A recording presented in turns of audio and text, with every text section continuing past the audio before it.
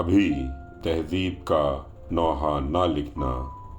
अभी कुछ लोग उर्दू बोलते हैं।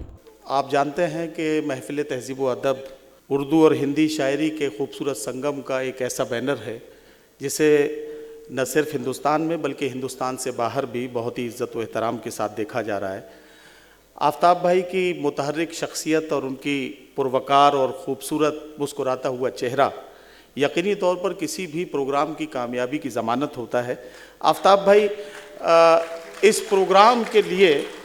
यकीन जानिए कि मेरे जैसे छोटे आदमी के लिए बड़ी मुश्किल था ये इतना बड़ा ख्वाब देखना, लेकिन मैंने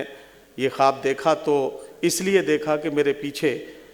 आफ़ताब भाई ने अपना सरपरस्ती का हाथ रखा हुआ था, इसलिए मैं ये हिम्मत कर पाया। तो मैं चाहता हूँ कि महफ़िल तहज़ीब व अदब के रूह रवां के तौर पर आफ़ताब भाई को जाना जाता है, लेकिन आप और हम सब जानते हैं कि हर कामयाब आदमी के पीछे एक औरत का हाथ होता है।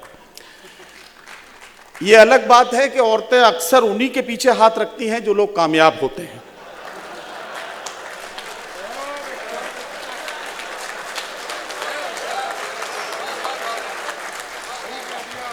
लेकिन अब चूंकि ये कहा जा रहा है कि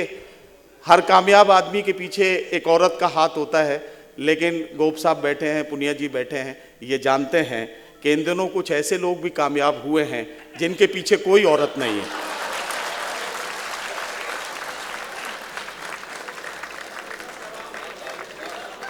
अब जब सारी बात आपकी समझ में आई गई है तो मैं आपको बताना चाहता हूं कि अब मैं बुलाने जा रहा हूं महफ़िल तहज़ीब व अदब के लिए जिस शख्सियत की वजह से